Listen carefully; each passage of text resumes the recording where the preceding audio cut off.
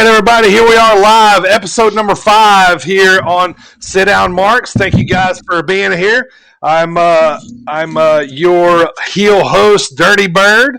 Thank you guys for tuning in here with me. I got Mr. Babyface Booker himself, Ziggy, who he's gone again. So we're just going to keep rolling here. We got there he is. He's back. There he is. All right, Ziggy's back. He's like I said. Yep, we got you. Yep, Babyface Booker, Ziggy here. Third man in the ring, the other guy here, the host of the show, Mr. Rattlesnake himself from the land of the Texas Rattlesnake. Here he is, Primo Silver Fox. What's going on, buddy? Good to see you today. Also on the show, we had him last week, and he is back here again this week. Everybody, please welcome Mr. Marky Mark of all, Marcus, Marks, AJ, everybody. Thanks for being here, AJ. Thanks for having me back. Absolutely, Excited man. To be here. Yeah, we hopefully Ziggy will be jumping back in here soon. We lost him. He's going to cover AEW for us. But here we go. We're going to get started here today. We got a lot to talk about. We got tons and tons of Mania to talk about. So we're going to dive into that, and more also than you can handle. Yeah. We got to get a lot of wrestling in here. So this one's going to be fun to wrap the whole weekend up here. So why don't we get started first? Primo, start us off, man, with our this day in wrestling history, and if there's any wrestler birthdays today. All right, this day in wrestling history, April 14th. Throw it back to 1989. It's a great year. Why? Because that's when yours truly was born. Jerry Lawler defeats Kerry Von Erich to win the WCWA World Heavyweight title. He then would go on with that title and take it in his AWA title to become the unified World Heavyweight Champion. And then my second this day in wrestling history for April 14th, 1993. WCW held its first ever event in New York City, the primarily WWF territory back in the day. Main event there was Sting, who defeated Big Van Vader via DQ. Vader held the title still. So Vader time. Yeah. Moving on to birthdays. Birthdays on April 14th, 1996. You see him on NXT, every week now. Leon Ruff. Leon. I see him wrestle a lot and evolve before he made it up to NXT. So he's talented for sure. Back in 1975, you got third member of Team Extreme, Lita. Yeah, baby. Yeah. She's a big influence on me as a young teenager. Yeah, right. As was all of us, man. Yeah. For sure. In 1967, you got JEFF, JARRET, Jeff Jarrett himself. Yeah. All right. Jeff Jarrett, Ziggy's back here real quick, man. I want to run over something, man. Ziggy got engaged this weekend, everybody. Ziggy got engaged. Congrats, Ziggy. Yeah. Hey, my man. Thank you. My man. Yes, sir. You got engaged, man. I think I got my internet issues good. All right. Man, I hope so, Welcome man. back. All right, man. Well, I'll tell you what, man. It was a fun WrestleMania weekend. I'm happy to have Ziggy back. But today, man, we're gonna cheers. This one's to Ziggy, man, for getting engaged this weekend. I'm so proud of this guy, man. Love him to death. He's got a new beautiful lady here, man. Can't wait to meet her. He's gonna freeze right here on the toast. Look. Yeah, I think I'm good now. All right, good. Well, no, you are freezing. Yeah, man, absolutely, man. So cheers to you. Cheers to Rowdy. Cheers to Coastland Apparel. Cheers. Go check those guys out, man. www.coastlandapparel.com. They just dropped a bunch of new stuff. Yeah, I got a hat on. Ziggy's got a hat on. Primo's got a hat on. AJ's got some clothes. He's got a shirt on today. I'm rocking the Rowdy shirt today. of Rowdy Energy. Nice. Thank you guys. Yeah, appreciate it. So, but yeah, go try those. Go check those guys out, man. Like I said, they just dropped a bunch of new merch, and it's going to be we appreciate them sponsoring the channel here. So thank those guys so much, man. This is going to be a fun one, man. We got a lot of Mania, post-Mania to talk about. We're giving away stickers today. So anybody in the chat that don't have stickers from the show here, tune in, and we'll be giving away some of those later. Yeah, so there and there. So they're all over AJ's house. You gotta try to do it at the same time. I'm randomly hiding them. Yeah, so that one's so yeah, we're gonna be giving away some of those, man. So the sound alerts are on. You guys have fun with those in the chat. We'll be chatting with you guys along here as we go. I'm super excited to get to the Mania contest here. I got a super cool trophy I'm sitting here looking at that's going to be awesome to talk about here and see who won. See who won this thing. So I think you guys are going to be we're going to talk about that too. So we'll talk about that in a little while. So man, let's get started, man. Here we go. Big weekend. So why don't we start off with Ziggy last Wednesday at AEW, right before we went off the air. That one was coming on, and then we'll hop to NXT night 1 and 2. So all right, Ziggy, crank us off, man. All right, well, I get a report on AEW during the biggest WWE weekend of the year. It was a pretty good show, though. Gotta get it in. Gotta get it in. Show opened with Hangman Page versus Max Caster. Page won with the buckshot lariat. Post match, Page doing his thing. I love that finisher, man. That buckshot lariat, man. It's awesome. Especially if he times it just right, like coming off the rope, and like he can make that thing look nasty, man. I love it. It's cool. Yeah. Clothesline is what it is. Yeah. I think we've talked about this. I disagree with that. It's like Moxley's, his clothesline off the middle row. Oh, where he is off the road. Yeah. Anyway, he grabs his beer, tosses to a fan, heads out. Next up, Shivani introduces the Death Triangle. Now, I'm fairly new to AEW, but is AEW just all factions? New faction every other week. Yeah, I feel like wrestling as a whole is getting very faction heavy. Impact's getting faction heavy. AEW is getting faction heavy. WWE kind of always stands kind of where they are. New Japan's even getting big faction heavy. So, yeah, big stables everywhere right now. All right. So, Shivani talks about them winning the Casino Tag Team Battle Royal. They're going to get their shot next week. And, then my man, Orange Cassidy hits. Cassidy comes out with Chris Statlander. Good to see her back. Yeah, she's good on the eyes. And comes out with best friends. And, Cassidy they basically challenge him to a match. And, Pac kind of saw. Whoa, I'm off here. Pac. Where am I at here? Okay. Pac says that, they wanted a shot at the next AEW Tag Team Champions. He tells them they got a lot of work to do. Trent just want to let them know that the boys are back in town. Next up, we get the shot of Tyson talking with the Jags coach, Urban Meyer. That was kind of cool. Yeah, right. Yeah. Next, so when I bit his ear off was, right. Holyfield, he came in. I love Mike. Man. Love Mike Tyson. Next up was my favorite segment when the Inner Circle comes out. Jericho gets on the mic and says talks about how they got a wake-up call and he's not the smartest guy at everything, but he's definitely smart with pro wrestling. He kept referring to MJF as my jerk-off friend. Yeah. Hey, time out, Ziggy. Time out, man. The people want to see your signs behind you. They want to see your signs.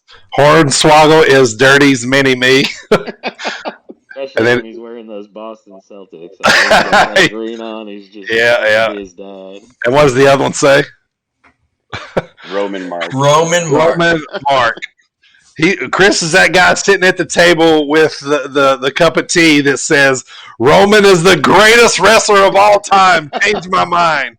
He's that guy. Yeah. Yep, exactly. I'll make that meme. All right. So, we get out to Jericho. He's just great on the mic. Just when he referred to MJF as my jerk off friend, had me rolling. How good, man! This was kind of a legendary promo here. Yeah, man. it was like Chris Jericho back in true form. Yeah. Yes, it was. This was amazing, man. This was amazing. He kind of went through everything. I don't know how he puts all this info in his head. Jeez, it's great. Talking about the swirly from last week. Yeah. Can't wait for the swirly chant. And swirly chant, yeah.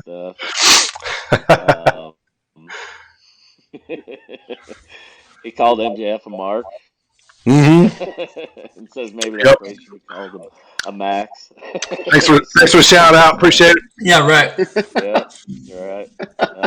Jericho ran down everybody, called Tully third string 4 horsemen. This crap really got. Don't you say nothing about Tully, Chris. It's my guy, man. He's untouchable. This really cracked me up because I feel the same way about FTR and how I can't tell which one's which. Just ran down the whole team. It was a great segment, great promo. Yeah, fantastic. Setting up their match at Blood and. Yeah, and they're gonna pick this apart for a while. Great promo. They're gonna pick this apart for a while. It's gonna be like 1-on-1, because they're already next week doing Jericho versus Dax, I think, which will be tonight. So they'll pick this thing apart and then probably blow it off real big, like a cage match. Where something crazy. But this one's gonna stick for. This one will probably go for a couple months, I bet. Which I would be okay with. Oh, absolutely, yeah. It's great, right? So is Jericho the greatest promo of all time? Man, he's up there. Yeah, I mean, I don't know. The Rock. Yeah, Jake the Snake, in my opinion, for some reason. Yeah. Well, he had Jake had the psychology. And he did. He never shouted. He was very quiet. Right. I know. Yeah. He had that he talked like he was gonna kill you. Yeah. It was very methodical. Yeah. So. Ziggy's had enough of us again. He got his AEW list in. He's gone. Yep. Out. Yeah, I think so. So hopefully, hey Echo, tell Mary I said hi. Appreciate it. So let's give Ziggy here a second to hop in, or maybe we should just move on. So why don't we just move on, man? Let's hop into Primo here. Let's talk about briefly NXT Night 1 here. Let's go. Night 1. Takeover, Stand, and Deliver. I was super excited about Night 1 and 2 here. Yeah. Night 1, Nita Strauss opens up with that electric guitar national anthem. Awesome. It was cool. First match of the night, we got Pete Dunne defeating Kushida. And one that we all cared about. So yeah, exactly. That we just, we remembered it the most, I know, right. Yeah. Next up, we had that gauntlet match to determine who would go on the following night to face Johnny Gargano. And it was basically how it ended was LA Knight eliminated Loomis.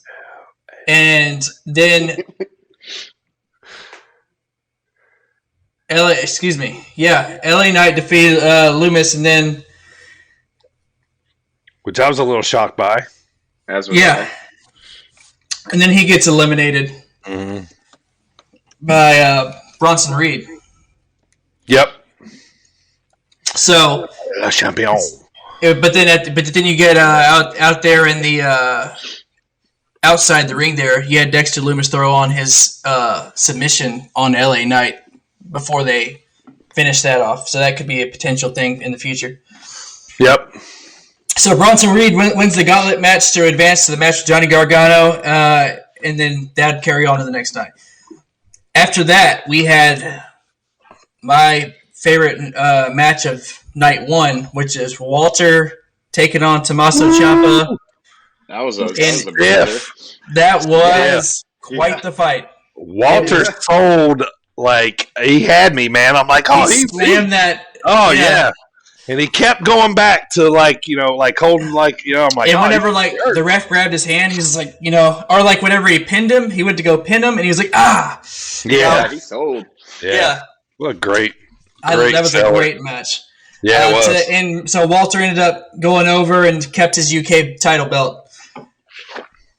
This match, so happy for my guys. As I told you, Dirty, I know Wesley personally. We served together. Yep. MSK wins the NXT Tag Team Championships against GYV and Phantasma. Yeah. I'm super excited for those guys. I'm happy for them. Yeah, really cool. Really, really cool. And our cool match too. Yeah, it really was. Spot fest. I'm getting kind of let's see, what's the best way to put this? Not really in comparison, but getting a little bit of like rockers vibes from them, like the young kind of like you know what I mean? Like the Hardys, like the young come out, they're exciting, they're flippy, they're they got like music that you like and yeah. In the main event of that night, we had Io Shirai defending her NXT Women's Championship against Raquel Gonzalez. In which case, Raquel Gonzalez wins, and we have a new Women's NXT Champion. And that's the end. That's how we ended night one of Stand and Deliver. Yeah, I love night one. I thought it was awesome. I like to see Raquel win. That was pretty cool. Yeah. She celebrated very awkwardly after. Yeah, it was almost like she didn't know what to do. You know what I mean? It was like, do I jump? Do I like act mean? Do I stay happy? So do I stay at heel? And I need yeah. It was. She's like, I'm legitimately excited though. Yeah. It was just weird, man. Yeah. She's like, yeah. And then she was like, "This is my NXT." So, yeah, awesome. So, yeah, right. Yeah. So we'll see what we go with her, man. I'm always a fan of a giant, of being, a champion, because that really makes for an awesome chase by the baby face. So, I hope they leave it on her for a little while, let her dominate, and just keep working, on that. So, I mean, she's still pretty green, it kind of feels like to me in some areas, but she's definitely got respect now. So, all right, man. Night number 2, Primo. Night number 2. Another exciting night. They open up with actually the match I was most excited for overall for TakeOver, which was Santos Escobar and Jordan Devlin in that ladder match. Love this match, man. Total ownership of that Cruiserweight Championship. And we had Santos Escobar winning, and he is the Cruiserweight Champion. This one delivered, man. This one really delivered. How about that spot of Devlin took at the end on the back fall on the ladder? Oh, yeah. Where it broke? Yeah. I was like, oh, that's going to hurt. That's where you go. Yeah. Yeah. That was a great match. I look at my wife and I say, and they say this is fake. Come on. Right. Oh yeah, definitely. So Santos goes over. He wins the Cruiserweight Championship. Next up, we have the NXT Women's Champions defending their titles, Shotzi Blackheart and Ember Moon, against The Way, and Shotzi and Ember go over there. They retain their titles. I kind of figured that's what would happen. Nervous. Like every time, like she's very that dive out of the ring. Yeah, every time she dives, I'm like, oh. Yeah, I know, man. She looked like she broke her neck when she went out of the ring. Yeah, like straight up. You draw up, she man. Was fine. It's like we all felt right after Daniel Bryan came back. Right. Oh yeah. Like every bump he took, we all took with him. I was We're like, easy. Watch your Yeah. head. Watch your neck. Yeah, your yeah. neck. Yeah. Third match of the night, we had, like I said, about night one, Bronson Reed moved on to face Johnny Gargano. That was match number 3, where Johnny Gargano was able to overcome Bronson Reed with a little help from Austin Theory, distraction, to retain that North American Championship. I like Austin Theory, man. Let me talk about him for a second. I've seen him wrestle on the Indies for a while. He's from right outside Atlanta.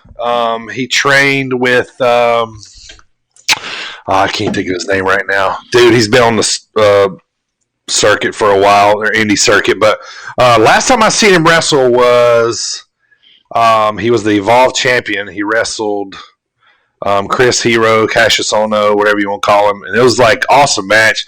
But dude's got the look, man. He's got the body. He can wrestle. I think he's just got to work on those promo skills, man. But right now he's not the greatest, right at the moment. He's playing the dummy right now in the way. Yeah, he is. And they'll probably do something on down the line where he gets tired of that and turns on Johnny. So yeah. So moving on, we had our NXT Championship match between Karrion Kross and Finn Balor. My match of the night, which I love. Yeah, great match.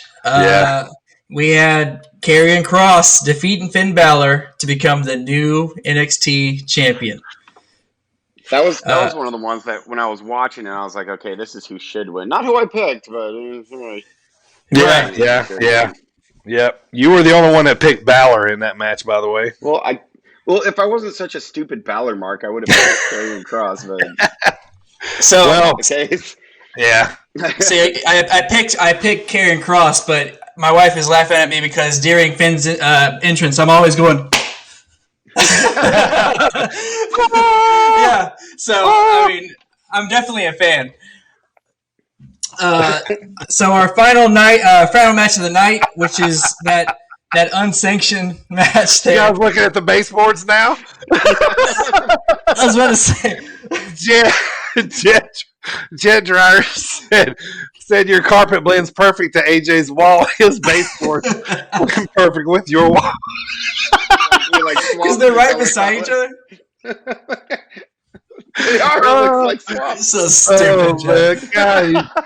Oh, that's so great. I probably wouldn't even notice that. Yeah, I did that perfectly by accident. So, yeah. Yep. That's probably going to end here shortly because I don't know if Ziggy's coming back, so I'm going to make her cameras bigger. But all right, so anyway. So we finish off the night with that unsanctioned match between Kyle O'Reilly and Adam Cole. It was killer match. I mean, yeah, what'd they go about 45 minutes, man? At least. Yeah, it was. It was. Yeah. I think it was around 45 minutes actually. And it was. They threw everything at each other. That chain was the star of the match. They everything. I mean, they hit everything. Everybody they hit each other with everything they could. Yeah. I will say I did laugh every time that Kyle O'Reilly tried to wrap the chain around his leg. I was like, it's just not working. It kept dropping. Yeah. And then he was finally like, all right, I'll just do it anyway, So yeah. And I was sitting there thinking, the chain's long enough, just wrap it and hold it.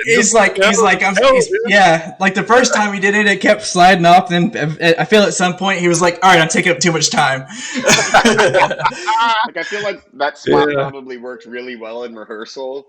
And they were just so adamant to get it in there. It's like, just abandon the spot at that point. Yeah. So to end it, we had Kyle O'Reilly defeating Adam Cole. Yep. That surprised me a bit, but I'm okay with that. I like the match too much. It surprised me as well. And that was the end of TakeOver Night 2. Yep. Let's see. I was the only one that took O'Reilly in that one. The rest of you guys took Adam Cole. But I was just kind of figuring that was probably going to be his coming out party. So yeah, man. What do you guys think about that, man? Both nights were good. NXT was hot. I love it. It was. Both. I was a bit underwhelmed just because the NXT's like any takeover show is on they're classic shows. Like each season they have one. Yeah. And this show was great. Like, don't get me wrong, it was fantastic. But I don't know. Maybe my expectations are just too high for NXT.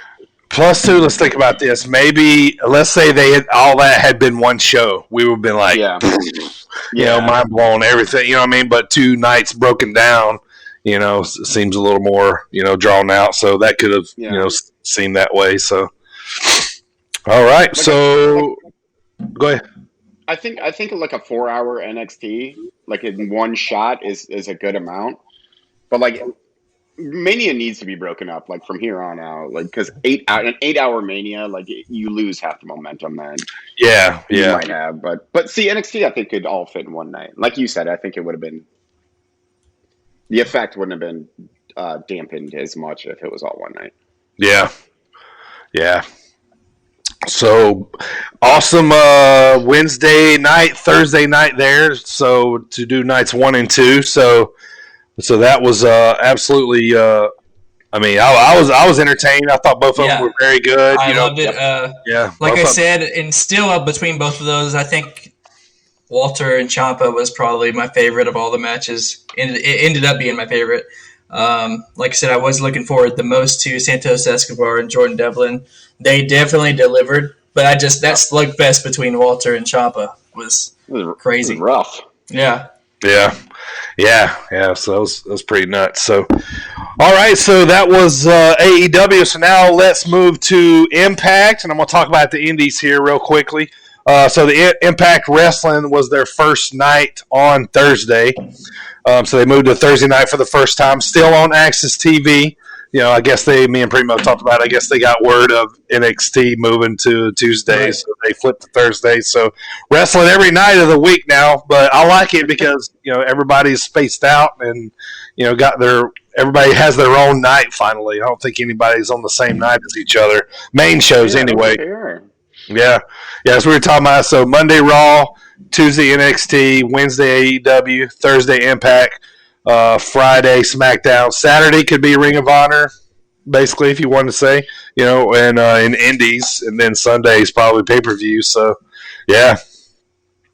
All right, so the show starts off. They're talking about they're advertising. This was last Thursday. They're advertising Hardcore Justice for Saturday on Impact Plus, which is their streaming network. And I guess they're putting a little card together for Mania weekend. Not much happened, but I'll run over what happens on it. But this particular show starts off.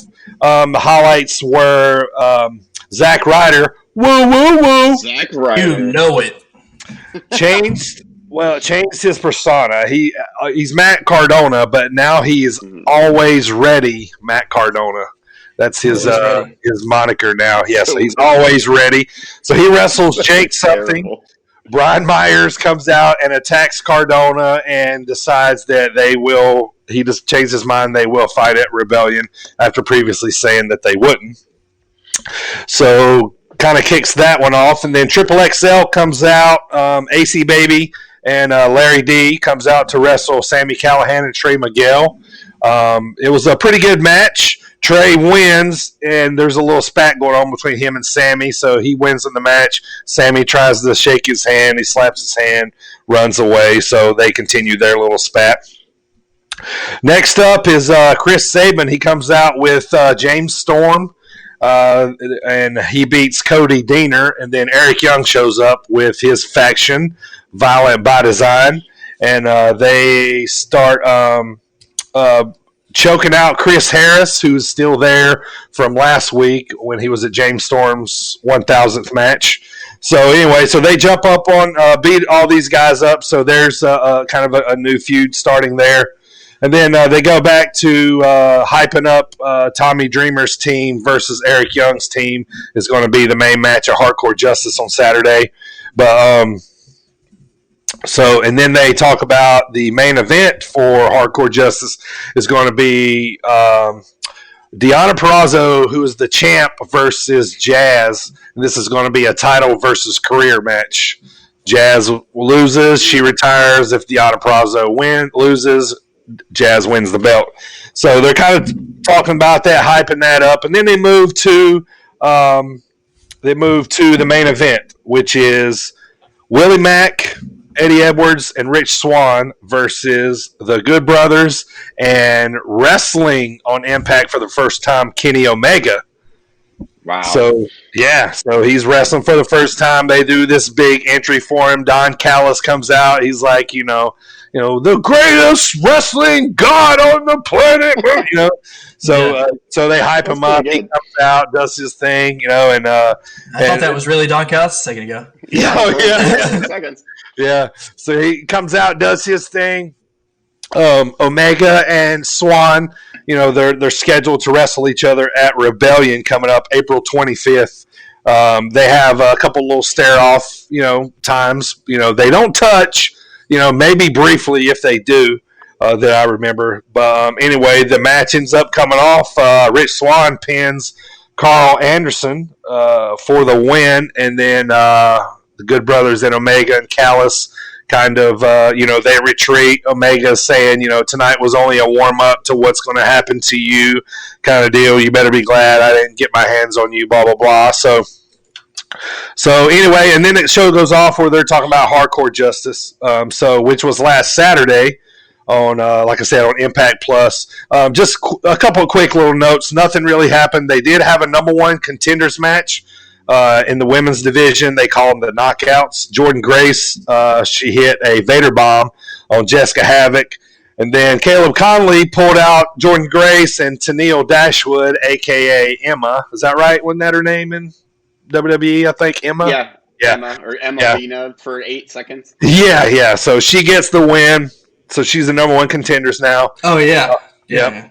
I had to think about who you were talking about. Yeah.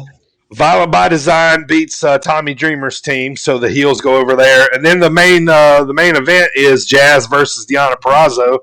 Not much happened. Deonna basically dominated this match, and she beat Jazz clean. Domination clean. Chip, done. Jazz waves goodbye, and allegedly she's retired, and she did not. And we'll see if she shows up next week. So from Texas. Basically, she's a Texas girl. Yep, she is. So basically, that was the rundown of it. A couple small little notes. Ring of Honor, they're doing their 500th episode next week. I'm thinking they mean on their Ring of Honor show on TV. Yeah, the one on regular cable. So I think that's probably the one they're probably talking about. So they got a couple matches. They're going to do the Briscoe brothers against each other, and they're doing Lethal and Gresham against each other too. So 2 tag teams against each other. But so that's it for Impact, Ring of Honor, the Indies. They did probably 5,000 matches last week. For WrestleMania week. I didn't see any big title changes or anything, it was kind of just a show. They was calling it the showcase of the independents, where there's just a lot of matches where everybody was just getting to work, since they didn't get to work last year. So featuring Tommy Dreamer.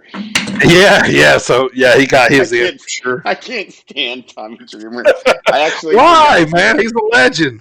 Well, I can't remember. I've never been able to take Tommy Dreamer seriously. 1, because he wrestles in a T-shirt. 2, because his name is Tommy Dreamer. Get a more generic babyface name. And 3, I can't remember if it was one of ECW's, maybe Heatwave 98 or Barely Legal, one of those where I can't remember. Someone attacks Beulah McGillicuddy. And they have a slow. Who ended up being his wedding or being his wife, I think. Beulah did. Yeah. But they have a slow motion reaction from Tommy Dreamer where he just sounds like a bruised whale. They slow down his reaction. He screams, so it's so that's what I think of. That's Tommy Dreamer. God! A beluga whale wearing a T-shirt while he wrestles. That's my take on Tommy Dreamer right there. You're welcome. That's fair great. Enough. Fair enough. Fair enough. Not a hardcore legend at all. No, just a beluga whale in a T-shirt. In a T-shirt, yes. Yeah. All right. All right, I'm done now. All right, still rolling here. Primo, go home SmackDown, man. What happened there, real quick? Go home SmackDown. It was WrestleMania edition SmackDown, and I want to say it was really just a SmackDown full of promos, but we'll get to that. Show opener. Daniel Bryan comes out and talks about the main event of WrestleMania. Talks about what led up to this, how he got into the match, what he's gonna do, how he's gonna make it, everybody tap out. He also talks about how excited he was for the live in-person audience. Next up, we had the first match of the night, one of the only matches. Where Ziggler and Rude won the Fatal 4-Way to retain their tag team championships. So, and I saw that happening. They just didn't give any kind of nothing to the tag team championship. Like, that should have been on WrestleMania. Yeah, it should have been. Yeah, and I went ahead and counted that one on our picks because that one should have been. I knew it was going to come down to to those two, for those two tag teams, anyways. So yeah. So Ziggler and Rude go over. They keep the titles. Now I will say this particular promo I popped for, which was because you could feel that emotion, which was Big E's hometown promo. It was pretty cool. I thought it. I like that. I like that too. He talks about being state champion there. Talks about wrestling there. Talks about where he played. He's been in Raymond James Stadium for. So it's like, it's cool, man. I like that stuff too. Yeah, and so after that we had Tamina defeating Nia Jax, but it was via DQ because Shayna interfered. So. That was one. See, they could have taken out. No, okay, I'll keep my mouth shut. But there's nothing too. Let me link something real quick. Tommy Dreamer went on Twitter. Speaking of Tommy, he said that Tamina is WWE's newest over babyface, and that would say that, and that they should realize that she was over. Or something like that. Are you sure he didn't say? He said, yeah. That's what you heard. That's what you heard. That's all I hear when you talk. Yes, Tommy Dreamer. I get a kendo stick across your face. Yeah, that's true. Right. So that was the end of that match. After that, another promo. We get it from Edge sitting in the chair in the middle of the ring. Of course, we talked about 10 years to the day is going to be WrestleMania from when he retired. He was forced to retire, and basically how he's going to go over at the main event of WrestleMania. Moving on, we had the Andre the Giant Memorial Battle Royale. Right, nobody knew who was in. They didn't really throw out a list. We probably could throw a list of names together, but. Primo picked the winner just off the top of his head. Yeah, he had that on the list. Ended up throwing it out because, I was kind of like, well, I don't know who's in it. I was always think, the big guys, but yeah. Sorry, go ahead. Go ahead, Primo. I wanted to give you props for picking that winner just out of nowhere. Thank you. Thank you. If I win anything, I won that. So yeah, Jey Uso wins the Andre the Giant Memorial Battle Royale. Immediately after that, we get Roman Reigns comes out and basically says that you're in his family. He's like, look what I did for you. Look what I did for you. Look what you just got. You got some gold over there, right? That's your association with this guy. So like Jey Uso wasn't just out there doing that by himself. Right. So anyway, he gives the promo, talks about the head of the table, does the whole gimmick, and says how he's going to go over in the triple threat at Mania, and that's how we end the Go Home SmackDown. Yeah, basically, like they replaced the WrestleMania pre-show with the Go Home SmackDown. Yeah, it was full of promos. Yeah. And then we run into Mania, weather hits, and then we're doing promos again. Yep. Yeah, exactly. There we go. Horse promos. You could tell how like impromptu they were. Yeah, face to face too. Like go out there like Drew and Bobby. Yeah, like that one was like you could tell that wasn't planned. So they were like, They had no idea. Yeah. Is this your brother here, Silver Lion? No, that's not my brother. That's a buddy of mine though. From yeah. All right. So Silver Lion, gotcha. Yeah, the Lion and the Fox. Yeah. All right, so let's run over Mania then, man. Quick first thoughts, guys, about Mania. Primo. I will say that after they finally got over the rain delay, which by itself is historical. However, after that, even though I was laughing at the narrator introduction, once they got because that was kind of funny. Yeah.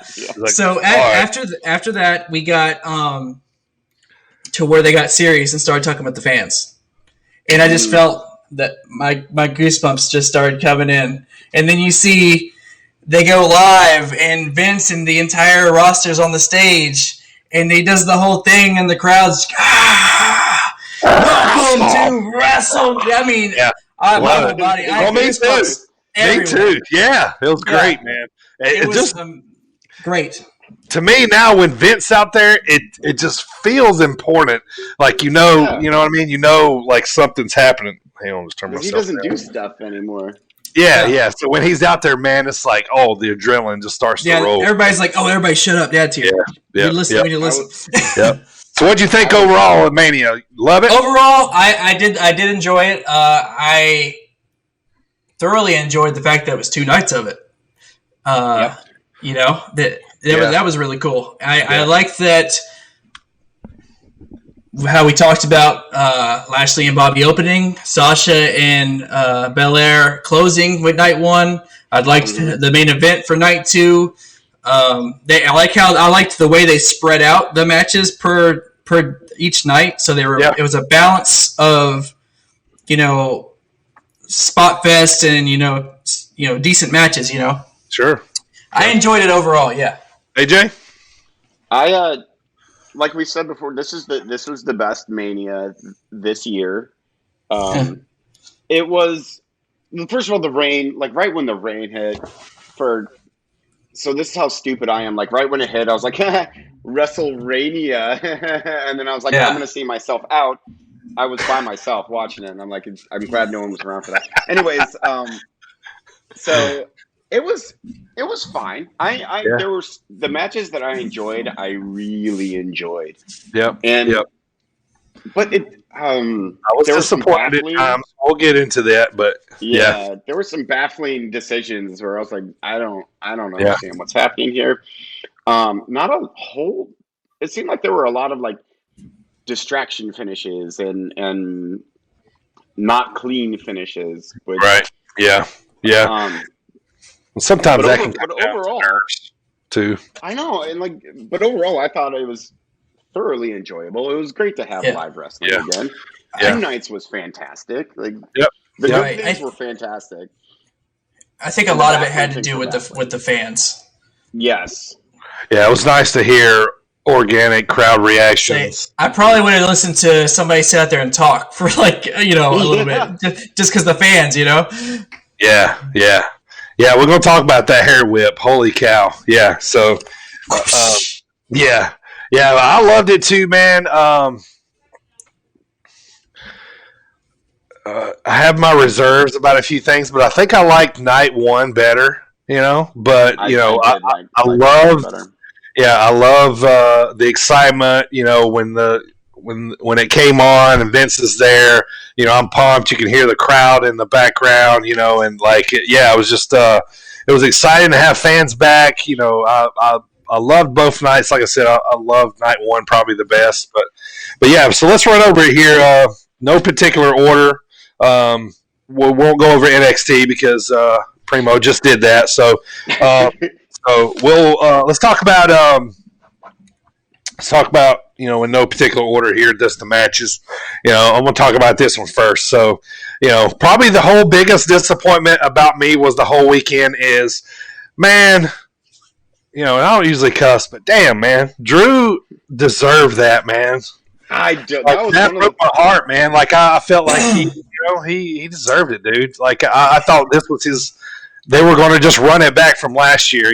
They could have put the belt back on Bobby later. Even on Monday. I don't care, but anyway. But like that was my biggest disappointment of the weekend. I was kind of like the guy's face when Brock pinned the Undertaker. Yeah, I was like. It's like, what? I'm like, So I was disappointed. I just thought that babyface Drew should have had that, especially watching next, Roman go over the night before. So I'm like, man, we're going to go 2 heels, and I'm a heel guy, but I wanted to see Drew get his, and they probably have plans for him later on. But I mean, none of them are bigger than WrestleMania. So I was disappointed by that, man. What about you guys? Well, I think that. Either way, he still got what was owed to him because he was the first wrestler that came out, and the reaction that he got was everything. Yeah. Everything from and it was like he was just back to form because as soon as he came out, even as little as sticking the sword in, he held the 3 fingers up. Had the crowd in the palm of his hands and did 3, 2, 1. The whole crowd did it with him. Yeah. So, and he was interacting with the crowd the entire match. So I think that I wanted him to win, but yeah, hopefully they have something going on afterwards. So I'm on both sides of this because one, I wanted Drew to get that win because Dirty Bird, like you said, that babyface win to kick off live wrestling again, and he didn't. But it was a good match. Like I enjoyed the match, and in the same breath, I don't mind that these two are going to be feuding if they're going to continue to feud for a while. I'm okay with that. I'm okay with watching them do 2 more matches or have Drew go over at the WrestleMania Backlash, which is a baffling rebranding to me, but exactly, yeah. I feel like that was the first time that I was confused about the booking decisions this weekend. It would not be the last time. Yeah. All right, moving on. Our headliner for night number 1, Sasha and Bianca. Love this match, absolute banger. These girls went at it. I wish they would have got longer. I wanted it to keep going. They really had me wavering back and forth. I mean, we all were thinking Bianca. I mean, we all took Bianca, and we was coming out party. But after watching Drew lose, I'm kind of like, they might Sasha. But yeah, I mean, that was awesome, man. What about you guys? Yeah, I agree. I loved it too. Like we said, we all picked Bianca. We all said, she's the future. So it's a big match for her to win. Yeah. Go ahead. Oh, I was just going to say the hair whip heard around the world. She hit her with that, and I don't know what they actually used, but it's it was loud. That's what cut Sasha on the side, right? Yeah, that was the mark. Yeah, it came up fast too because my wife was watching it with me, and she was like, "Holy cow!" And I was like, "Yeah." I was like, "There wasn't nothing worked about that." I was like, "There's going to be a welt here shortly," and it came up. Yeah, I like Bianca, but my wife calls her what's she call her? One eyelash girl, because every time she wrestles, one of her fake eyelashes fall out. Yeah, she's always pulling it off at the end of the match. And then in this match in particular, she had EST in her braid, and the ES I think fell out at one point. Oh, did it's like stuff's always falling off of her. Just has a T in her braid. We don't talk about stuff falling off with Mandy Rose, but anyway. You're right, Silver Line. Yeah, that might have been the match of the weekend, Silver Line, for sure.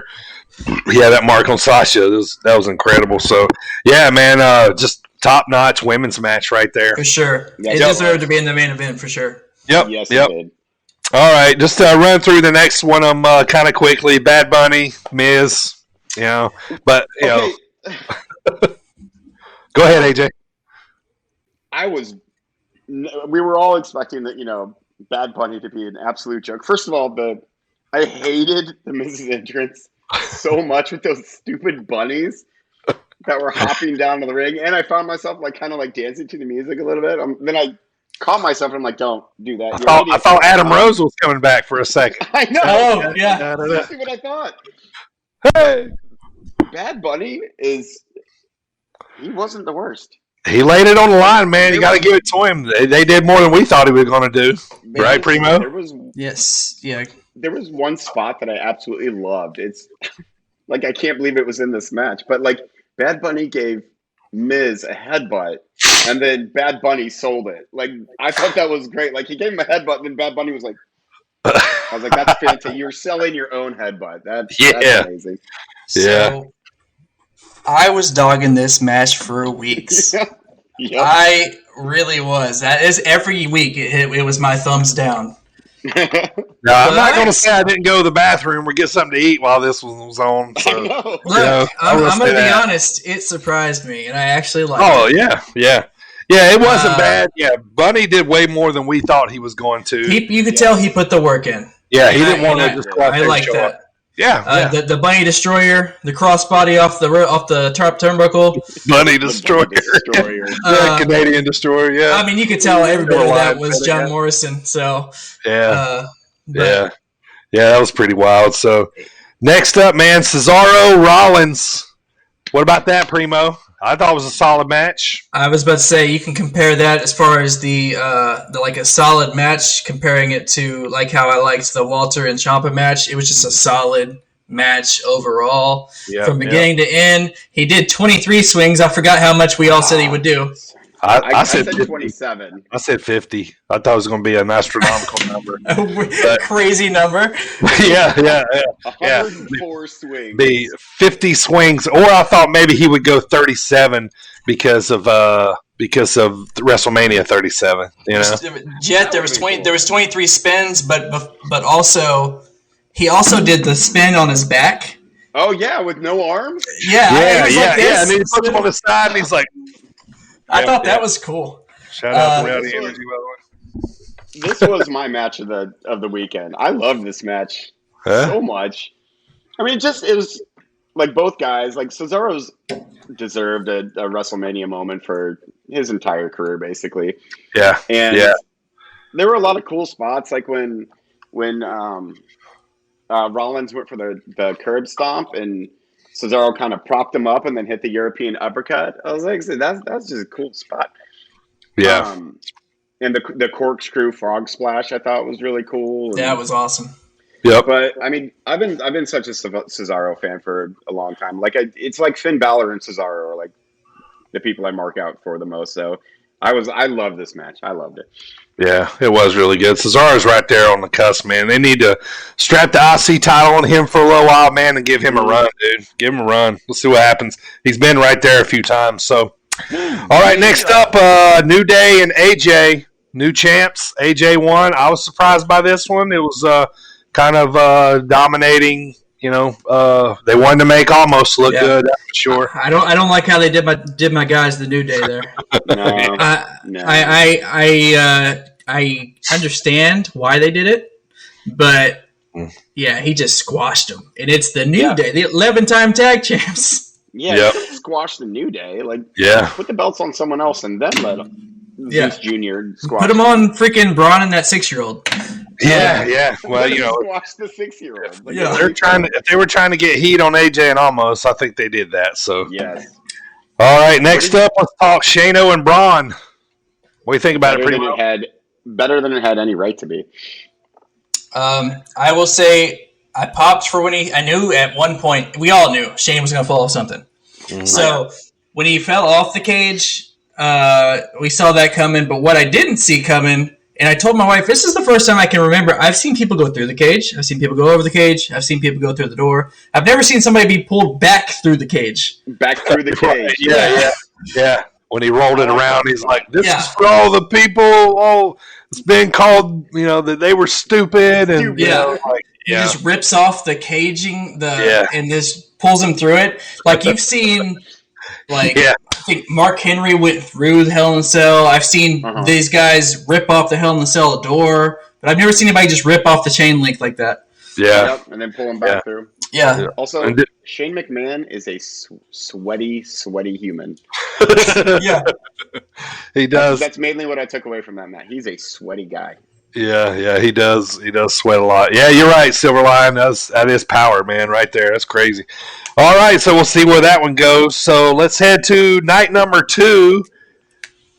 The big dog stood tall at the end. I was surprised. I thought it was Edge the whole time. I never thought it would be DB. But they took this opportunity, I think, to make their champions, Lashley and Roman, bigger. Outlasting the competition. They invested in their heels this weekend with the champs. Yes. So Roman took it. Ziggy was the only one that took Roman here. Oh, I'm sorry, no, AJ took Roman as well. Yeah, I took Roman. So yeah, me and Primo both went Edge. So what do you guys think about that, real quick? I don't like that he pinned both of them. Like that kind of bothered me, but I mean, if you're going to be a dominant heel champ, that's the thing to do. Yeah, I thought the match was pretty good. I liked it when they both tried to submit Roman at the same time, when Edge and Daniel Bryan both had him in the when Daniel Bryan had him in the last yes lock and Edge had him in the whatever Edge had him in. Yeah, crossface. I like the match. Yeah, crossface. Yeah. It was good, man. A pop for the entrances. Those were all good. It was fun to see Daniel do the yes in front of the fans again. Edge's entrance is probably in my top 5 of all time. I love that, man. So, that was how it finished up. But running through the meat of the card, Asuka Rhea. It was a decent match. I think they wanted to make Rhea look good. I kind of felt like the match was just starting to get hot when all of a sudden it was over. It was like it caught her. So, what about you guys on that one? Yeah, it was a match. It was a match. All right. I thought they both looked really good. Rhea looked good. Asuka is always going to be Asuka. So. I'll say of the 2 women's matches, I definitely enjoyed Sasha and Bianca way more. Much. Oh yeah, much more. Yeah, definitely. And I think after coming off that, I was just like, it's not going to get topped like that. That was the measuring stick for the weekend. That Right. match, Oh, yeah. for sure. Next was RKO and Fiend, which led off night number 2. Just weird, man. Like, I don't know. I wish they would have just kind of stuck to wrestling. Maybe, I loved in the beginning the pop of the Fiend turning back into the old Fiend. Transforming, Yeah. And, I'm myself, because I'm an original OG Bray Wyatt mark from the Wyatt family. I'm wanting that transition back into that guy.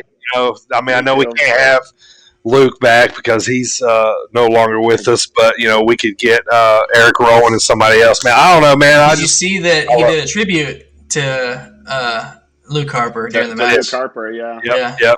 I do have something to say about that. Not that part, but him transforming. While I thought it was cool, and I do like his Fiend get up, why ever show us the burned outfit then? Yeah, I think to try to enhance the supernatural. Well, because he's, they never completely showed it. Like Right. They really didn't. They acted like it was going to be an unveiling type deal, and it never was. Yeah. Normally, I love these like nonsense gimmick matches. Like, I think that they're amazing. Like the House of Horrors match with Bray Wyatt and Randy Orton. Just absolute nonsense, but I loved it because Bray Wyatt has throw pillows in his house. Like that kind of match cracks me up normally, and this I hated. I remember I tweeted it out actually as I was watching it. Bray Wyatt's or the Fiend's music gets me pop. I pop for that every time. It is so cool. It is awesome. Yeah, when he was rising out of the box, I was just like, "This is awesome." I know. Even my daughter, who don't even hardly watch wrestling, she's like, "Oh, that's a big Jack in the Box." I'm like, "Yeah, watch the feed's about to come out of there. He's, the music is hitting. He's coming up. I'm like, goosebumps. Like, oh, this is cool, man. Like, I love that, man. Me and Survivor Series last year or year before last, me and Ziggy were in Chicago, and he wrestled Daniel Bryan that night, and our seats were like right next to the stage, so it was awesome, man. Like, it's a really cool entrance. So, so next up, Big E and Apollo. Short-lived IC reign for Apollo. Primo, you're the only one that got this right, man. Why'd you take Apollo? Just felt like it was time to put a belt on him? No. I picked it because I thought that's what the company would do. That's not what I wanted to happen. I wanted Big E because as I told you a couple weeks ago, he's my favorite champion at the time, and I was a big supporter of him being the champion. I wanted him to have a good run, but it just enhances their feud, and I knew that if he squashed Apollo, that they would just end that unless he squashed him in a roundabout way. Yeah. So with it's a Apollo, very new feud. Yeah, when they since he won, and then he brought in that guy who I don't even know who that guy is. The general looking guy. Yeah, so originally he was in Evolve. Baba Tunde was his name. I think they shortened it to Baba briefly, but he was on Evolve for a while. They was about to bring him up. He had a few little small NXT appearances, and then the last time we seen him before now was on Raw Underground. He was one of the guys fighting in the pit down there. I do. Okay, yeah. Yeah, so he was one of the guys fighting in the pit down there. I think he even might have fought Braun or Dolph, one of those guys. And so you thought maybe he was going to get brought up. So it looks like they're bringing him as kind of maybe a Nigerian soldier with him. But this guy, man, Babatunde, he's good, man. He's he's got the build and the size. He's a very power, type wrestler. And if my memory serves me correctly, you guys are probably gonna laugh, but I think the last time I seen him wrestle in Evolve was a show in Indianapolis. He wrestled Leon Ruff and Bob broke him in half 15 times during the match. So yeah. So I don't know what they're going to call him this time, but Babatunde is what his name was before. So anyway, real quick, Primo. Have we found out yet what MSK means? I just thought of that. No? I almost Googled it today. Text your boy and just ask him so we can stop this. Just ask him? Yeah, just ask him. Like, I just want to know to get it over. He'll be like, go figure it out. I don't want to Google it. I want to know. All right. What did you say, AJ? So I have a question or two questions about this match. What is a Nigerian drum match? And is it racist? Like, was this match racist? I was watching it, I'm like, is this match racist? Well, I'm going to err on the side of not knowing because a Nigerian drum match to me is whatever they showed because I haven't seen anything prior to that. No, I'm so confused. Did they have to beat the drums to win? Like, what's happening? Were they just around the ring? Like, I was a little moment to me. Yeah, I was a little tuned out on this match because I don't know. I just there wasn't enough beef in the feud. It's kind of like just started. I kind of thought this would be maybe a smudge finish, but I don't know. Was what it was, I guess. All right, so next up, man, my favorite match of night 2. Man, this was a banger, man. I loved it. KO and Sammy. But this was a good match. These guys, yeah. I hated Logan Paul so much.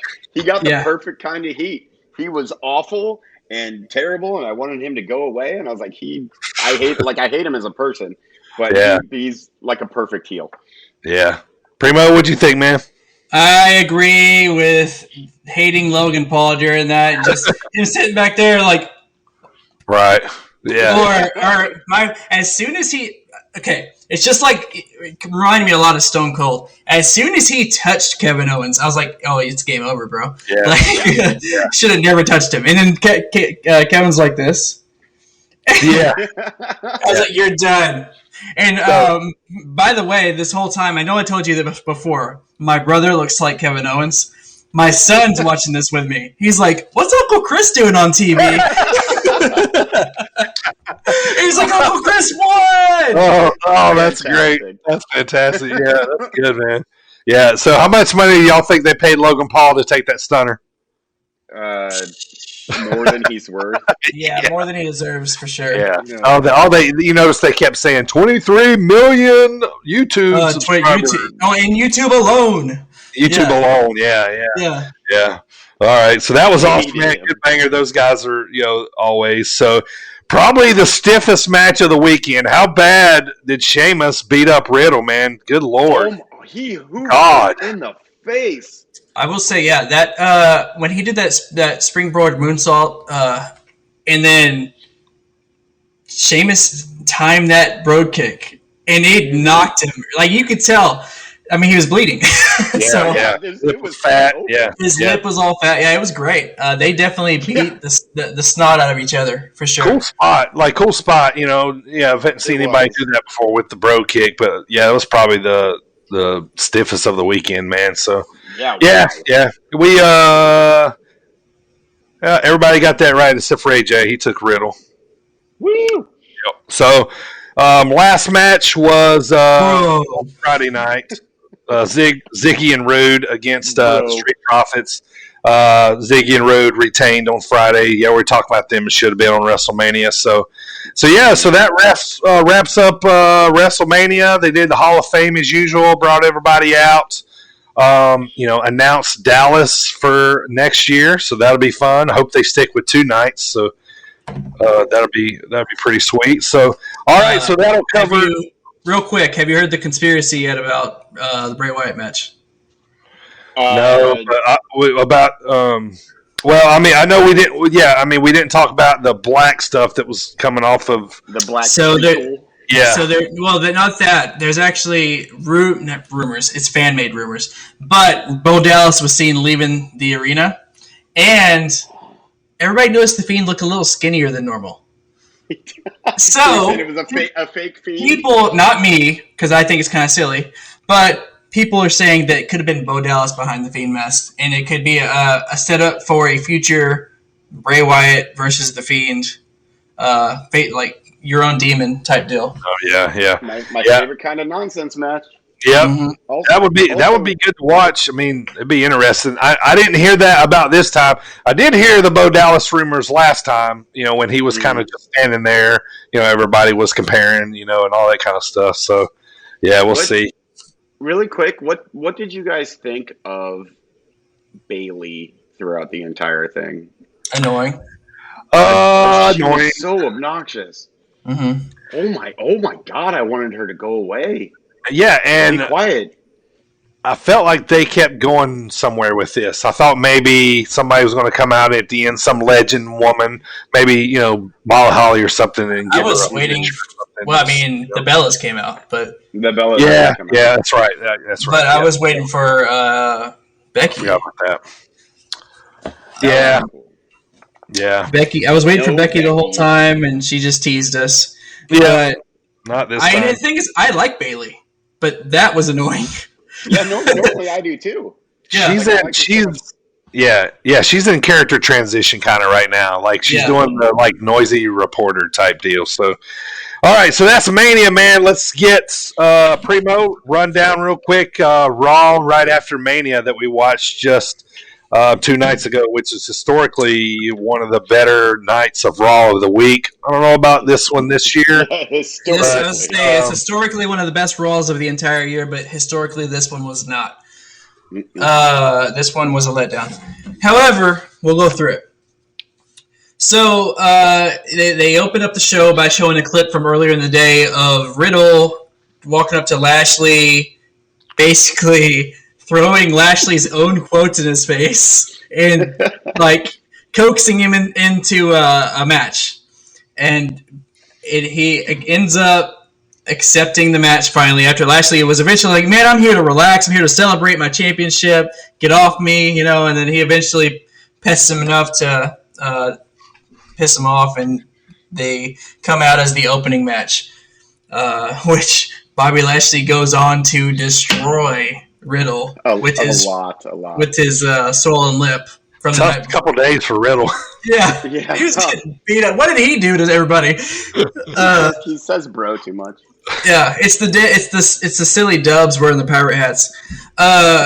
Yeah. So he got defeated by Lashley via the Hurt Lock. Which, by the way, we didn't talk about that, but what do you think of Drew just passing out instead of tapping out? Good babyface. Did the old 316 pass out to the submission instead of? Yep. It's the way to lose for a babyface. Yep. Yeah. Yep. Good way for the babyface to lose.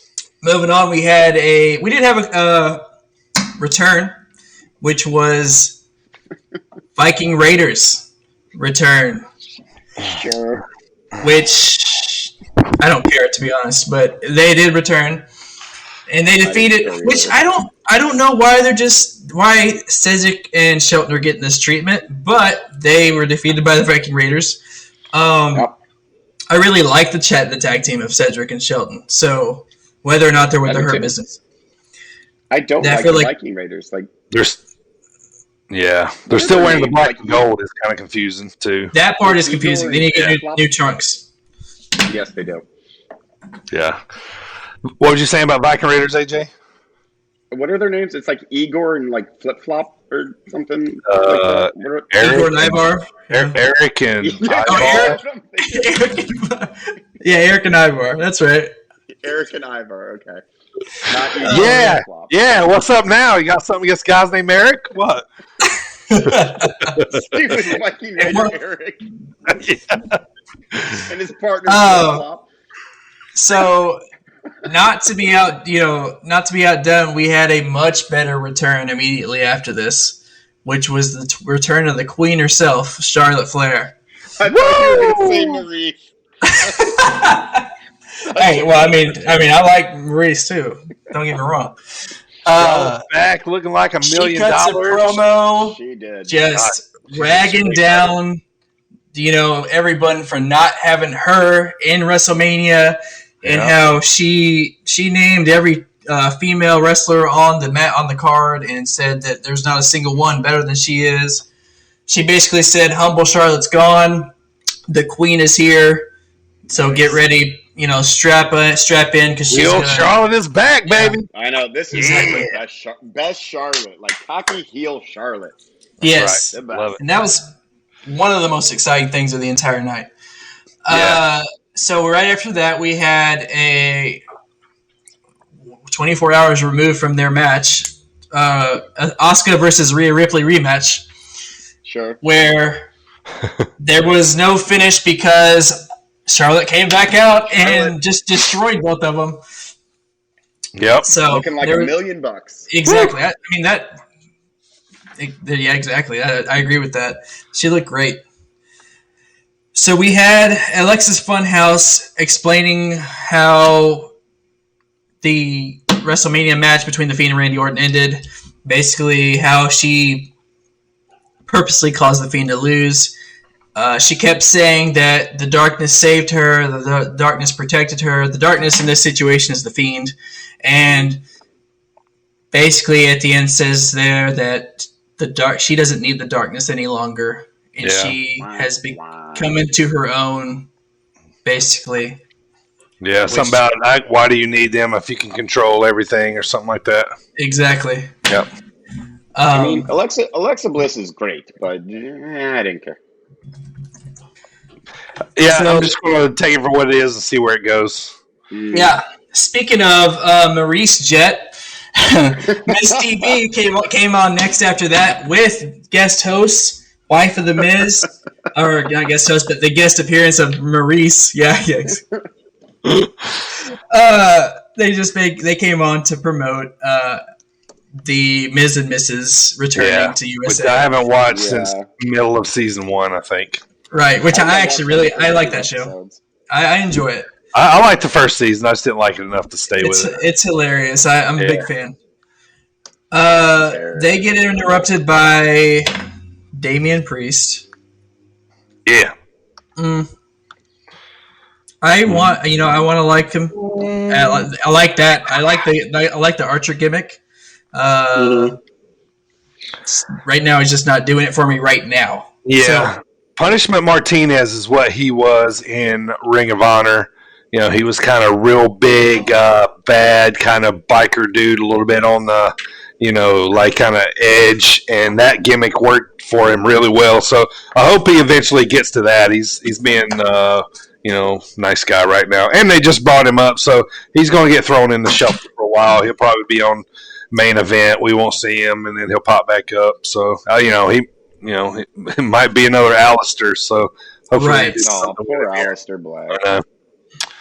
Yep. He's So Damian Priest ends up losing to Miz and Morrison. You know, he had to run his mouth, so he ended up losing. What's up with Morrison's hair too, Primo? What's the deal I can't stand that, dude. It's like, and he's got this, and then the mullet. It's like a Glamour Shots mullet. Like he it's and then mulleted it. Yeah. Like Escape from LA with what's his name? Mel Gibson? Kurt Russell. Kurt Russell. Kurt Russell, yeah. He does, yeah. Yeah. It's like a poof and slick back. Yeah. He needs the big shades from like the 80s. Yeah. Yeah, like the Bret Hart shades, maybe. Yeah. What's up with all the chains? Like Johnny Drip Drip with all the chains he had on? Yeah. I mean, that's part of his gimmick, but the hair needs to. Yeah. He's been Johnny everything you can think of. Oh, yeah. Johnny Mundo, Johnny Impact. Yep. Johnny Nitro. Yep. So after that, we had the tag champs, Nia Jax and Shayna Baszler defeat Mandy, Wardrobe, Malfunction Rose, and Dana Brooke via count out after Nia slips on the apron. And because they were making fun of Mandy's slip during WrestleMania. Yeah. And after she slipped. Sit on her butt, man. That was funny. Yeah. After she slipped, Mandy and Dana. Like a cartoon. Start cutting up, laughing at her, and they immediately saw that she saw red, so they left. They just hightailed it out of there. Here's the thing. I don't know if y'all noticed, too. The whole thing put Mandy off right off the bat. Okay, so their music hits, right? They walk out, or they're walking out, and and they both put one hand on their hip and they pose, right? Yeah. Well, Mandy walks up to do it, and Dana just keeps walking, man. She just kept going. Yeah. So she's like, and then she was like, oh. So they get what and then, so she's like almost looking like she's almost trying to catch up, and then whoop, whoop, whoop, whoop. And then it's wet out there because of the rain. Yeah. Oh, good stuff. It was great. And then I saw there's actually a spot on Raw. I didn't mention it, and I actually forgot to put it in my notes where Titus comes up and talks to her because of his fall. Yeah. Puts arm around. This is the best one. Like, he went under the rings. His will never be topped, ever. No, it won't. No, it Best won't. fall in history. Fantastic. So then we had Lashley come out. Finally, he was able to come out and kind of semi-celebrate with MVP, give a solid promo, talking about how they gave MVP did anyway, gave Drew his props. AJ got a Street Profits Cup. Yeah. So yeah, he's got Well, you want the smoke. Anyway, so what eventually happens is the classic. I want a title match. No, I get a title match. No, I deserve a title match. So that happens with Braun, Randy Orton, and Drew McIntyre. They all three come out. Pierce says, "Easy." Triple threat in the main event. Winner gets to go to Backlash and face Lashley. That was in the middle of the show. Afterwards, right after that, we had New Day coming out and defeating Elias and Jackson Riker. They mentioned how they lost the titles, but it was like New Day was still in their same form as usual. Like they weren't pissed or anything. There was happy-go-lucky New Day still. Yeah, just New Day being New Day. Yeah. After that, we had Firefly Funhouse, Bray Wyatt's edition, where we're so glad that you're our friend. He's talking to all of the stuffed animal or the puppets, and basically like, we're gonna be fine, guys. It's okay. We're gonna be fine. No worries. Like, don't worry about us. We'll be okay. Type deal. And that's basically all that was. After that was the main event that we just spoke about. Drew McIntyre wins the triple threat match to go on. He's going to face Bobby Lashley. They're going to have the Bobby Lashley versus Drew McIntyre number 2 for the title. Yeah, I think Bobby wins this one. Some kind of interference or something. Drew probably gets a new feud, I think, after this. I mean, it's like, why give it to Drew now if you didn't give it to him at WrestleMania? Why do it at Backlash? And something I didn't say earlier about that match is that I think they're really trying to go with the Almighty thing. Like, he's unbeatable, almost. The Hurt Lock, if you get stuck in the Hurt Lock, you're screwed. So, after the match, though, MVP comes out to his music. It wasn't ballin'. Where he comes out the TikTok. Yeah. So it was the one he produced. I'm coming. So, which I was like, wait a minute, is that MVP's music? So I popped a little bit for that. Yeah. But then he just stands there on the stage, and Drew's like, "What's up?" And then from behind comes Mason T-Bar from the baddest guys on Raw. And I'm just like, I was like, wait, what? And then just make it Dio Madden and Dijakovic already. Yeah. Looks like they're going to keep the Mad Max Beyond Thunderdome mask for now. Somebody said, I don't remember I heard this, but they were like, so are they going to come out next week with suits on, but with the mask still on? I hope so, yes. Yeah. Anyway, that's how Raw ended. So that's how Raw ended. All right, so we got one more to cover here real fast. Primo's going to get us through NXT, and then we're going to hop through the rest of what we got going on here tonight. So, all right, let's briefly talk about what happened last night on NXT here. All right, let's real quick go through this.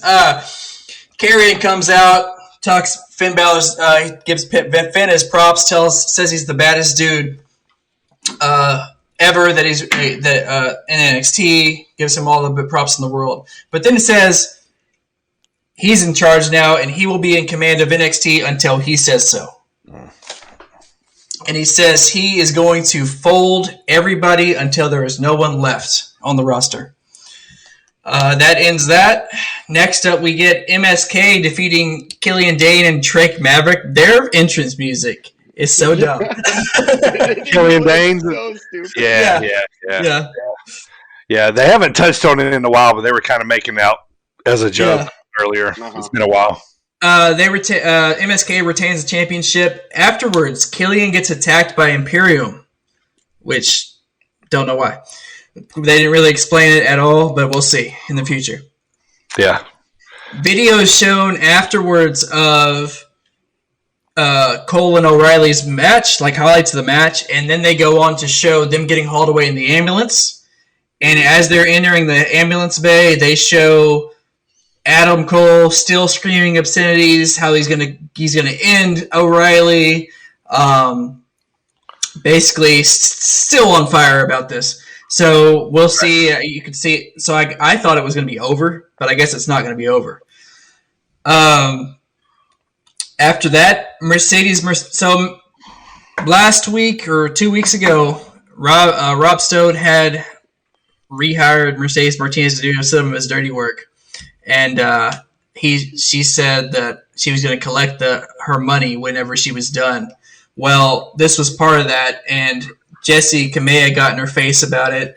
They end up having a match. Mercedes Martinez defeats Jessie Kamea, but then so Robert Stone tries to hightail out of there. She gets a hold of him, slams him against the wall, and just like Debo's him for his money. Yep.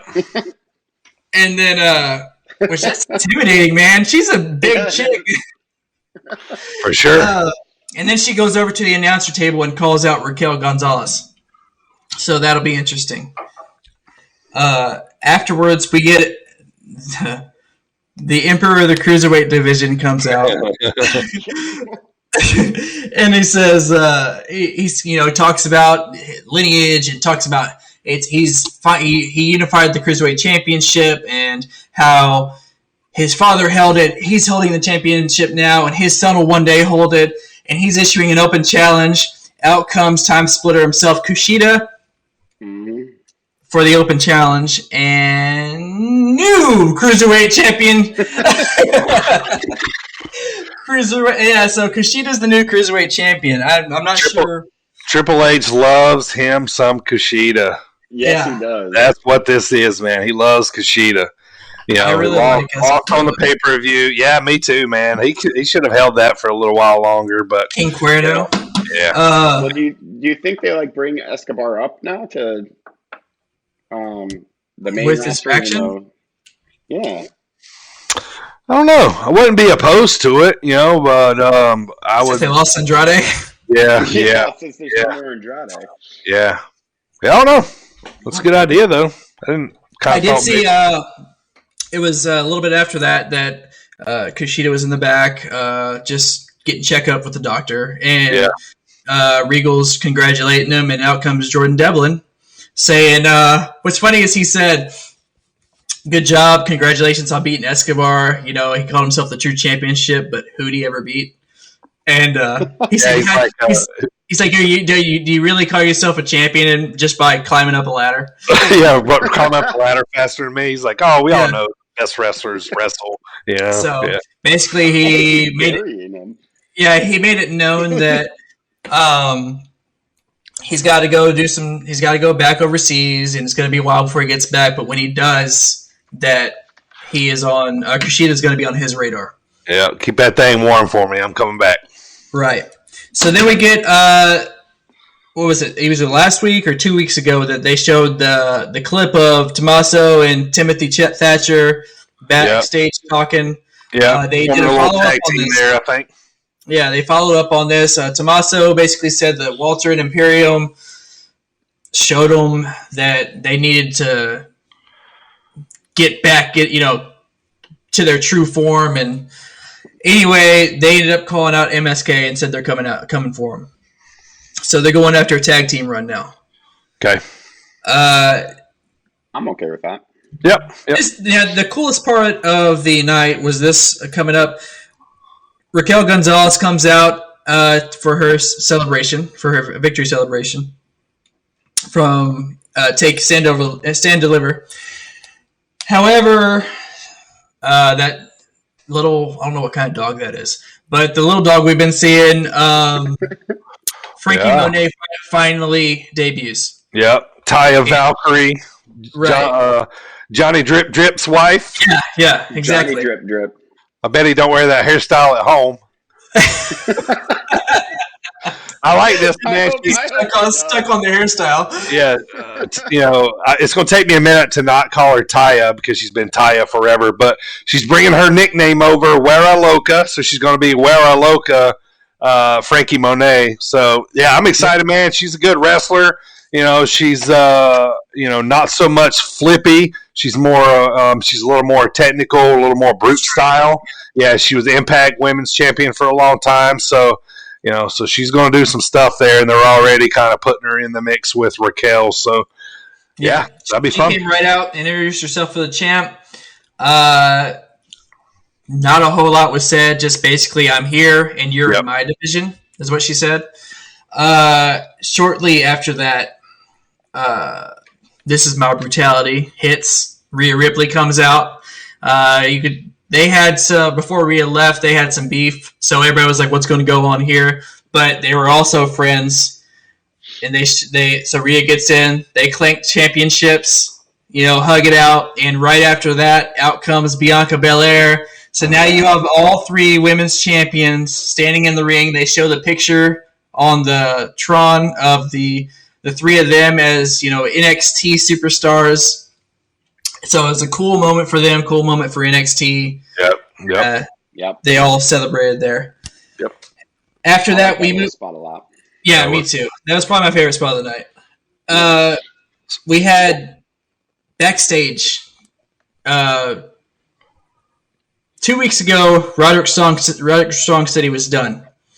This time, backstage, you see Roderick Strong handing Regal some papers. Looked like it could have been resignations papers. Regal says, "Are you sure?" He says, "Yeah, I'm done." And that was all that happened there. We'll see where that goes. Isaiah Swerve Scott defeats Leon Ruff the day before his birthday, and that was it was spot fest. It was a good match. Main event was Dexter Lumis, Bronson Reed, Ember, and Shotzi versus The Way. Yep. Interesting how this one shook out, man, with the whole Indy Hartwell. Yeah. Like she's wanting Dexter to take her. Like, yeah. Yeah, exactly. So Dexter had Johnny in his hold, and Indy she just flops on the ground. So Dexter will see her, and then he sees her, and then I don't remember. I think Austin tried to get in there, and Indy knocked him back out of the ring, and then she flops back on the ground and plays dead. Yeah. And he's like, "Okay, come here, damsel. I'm gonna kidnap you." So he grabs her, walks back to the back, and as they're walking on the back, she looks at the camera, gives a thumbs up. Yeah. So this is either a plan for The Way, or or this is her joining up with Dexter. So yeah, we'll see. Right. Yeah. And then Bronson, Ember, and Shotzi ended up defeating the rest of The Way. So that was how NXT first Tuesday night ended. All right. So it was quite a lot of wrestling to cover there over the weekend. So now we can kind of get into the rest of the show here. So before we get started here, we're going to do Pick Primo's Brain, but I'm going to take about a minute and a half little break here real quick. So we're going to take a small little break, and we'll come right back and do Pick Primo's Brain. We'll be right back, guys.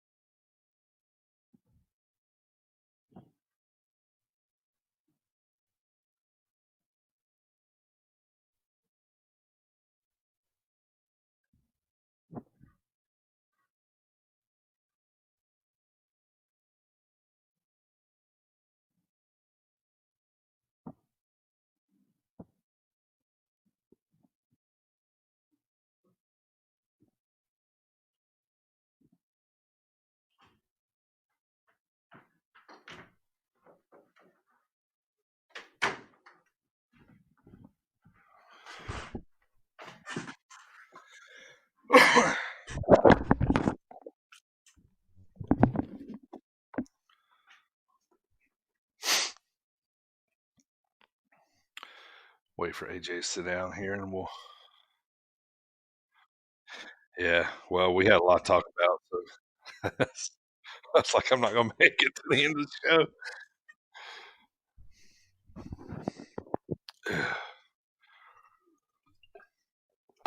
Yeah, I don't know what happened to Ziggy, man. He never did hear anything else from him.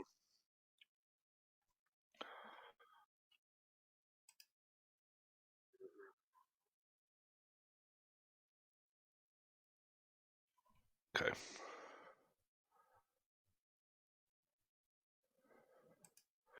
All right, so here we are back live. Okay, now we've entered that part of. Why do I hear an echo all of a sudden?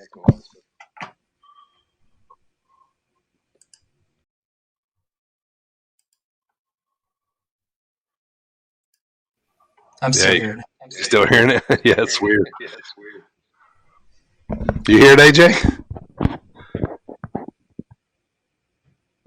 He's quiet. He's muted. There he goes. Is it off now? Yeah, there you go.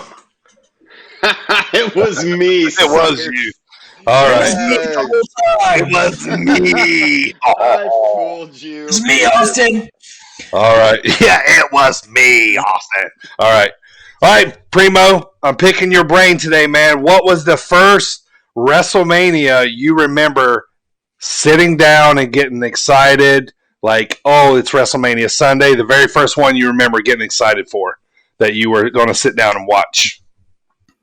Okay, so This isn't because of my age, but it's because it's the first one my mom actually bought for me on pay-per-view. I begged her. All the other ones I had seen after the fact because we had to go to Blockbuster and I would rent it. This was the first one that I saw live, and that was WrestleMania 20. WrestleMania 20, Return of the Dead Man. After Kane had buried him alive at Survivor Series. What else happened there? Triple H versus Shawn Michaels versus Chris Benoit. Yeah, Benoit won. Yeah, I mean it was because it was the very first one that I got to see live in completion, like as everybody else got to watch it. Yeah, I was a teenager, but like I said, all the other ones I had to watch after the fact because from the video store. So, so that's the one I was most excited for first. Nice.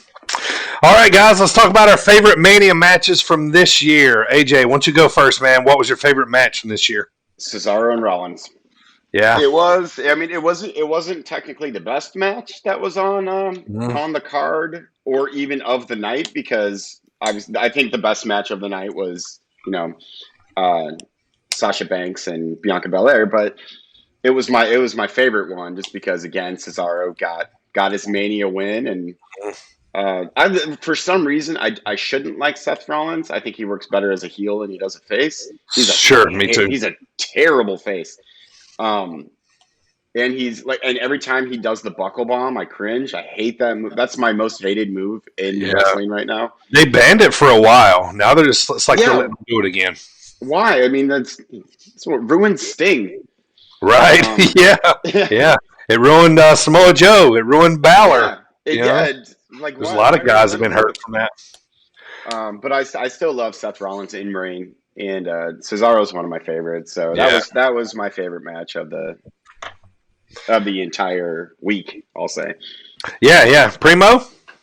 I would say the main event, triple threat, Roman Reigns, Daniel Bryan, and Edge, only because we were for sure it was going to be Edge. They swerved us, and it was a good match. Yeah. Like it was. The double submission, the crossface, lock on Roman with the bar. Yeah. Where you can see Roman tapping out, but nobody else sees it. Where he stacked the bodies. Yeah, how Jey Uso came out, after he'd already been taken out earlier in the match by Edge. Overall, I really enjoyed it. I like that one. Yeah, I'm gonna go with Bianca and Sasha. It felt like the match with the biggest hype to me. They were going to crown Bianca. Sasha. You knew it was going to be an excellent match. These girls went for it. I feel like they touched my emotions up and down throughout the match. Especially in the beginning, they're standing there. Bianca looks like she's about to cry. Yeah, she's about to cry. Sasha's looking like, we're about to do this. It's going to be on. And then it's like Bianca flips. She's like, okay. All right, let's go. I feel like there was a certain point in that where Sasha's like, come on, girl, we got to get this. Yeah. I wish they would have went a little longer. I would have liked to see them go, a little longer. But it was great, man. They did awesome. I was glad they got the headline one night. So, how long did they end up going, anyways? I will tell you that shortly. When we get to Mania picks. Yep. So I'm assuming we're all close to the it has to be time limit. We will talk about that shortly, boys. Drama ensues. All right, so those are our matches. I'm gonna say this, man. We're talking about outdoor manias. I've never been a fan of the outdoor shows. Yes, it worked great for this. For COVID reasons, and they can always get a lot of fans in stands there. But, I've never been a fan of outdoor manias. I always feel like it kind of takes away from it a little bit.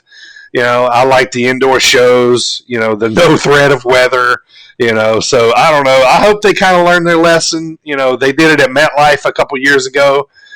And New York weather can be whatever, in around the 1st of April. So I don't know. I just kind of want to see what you guys thought about, having Mania outdoors. It's always a warm weather climate, so. Yeah. The only Mania that I liked outdoors was the. I can't even remember which one it was, but it was the one that opened with the IC ladder match when Daniel Bryan won, and later on in the night, it was the Brock and Roman main event. I think it was WrestleMania 30, maybe. Was that when was that Seth Rollins cashed in? San Francisco. Yeah. Yeah. So I liked it outdoors then just because it was a giant crowd. I mean, it lost like the Undertaker and Bray Wyatt match, which happened that night. Taker's entrance loses everything if it's in daytime. Right. Yeah. It just seems silly. Yeah. So a lot of that card was under daylight till the end. Yeah. Yeah. So I mean, I like it to begin with, but then at the end, I was like, okay, I wish this was. Is that the one? Is that the one where with the RKO curb stomp spot? Yes. Yeah. The best RKO of all time. Yeah. Because Randy and Seth wrestled earlier in the night, and because it was daytime. Didn't they call it the pop-up RKO or something? Pop-up RKO. Yeah. And then, So either. I mean, I do like it outdoors, but I think it works better indoors. Yeah, me too. So I never had a problem with it until this year, whenever I realized that it was real life and not some fantasy that I watch on TV.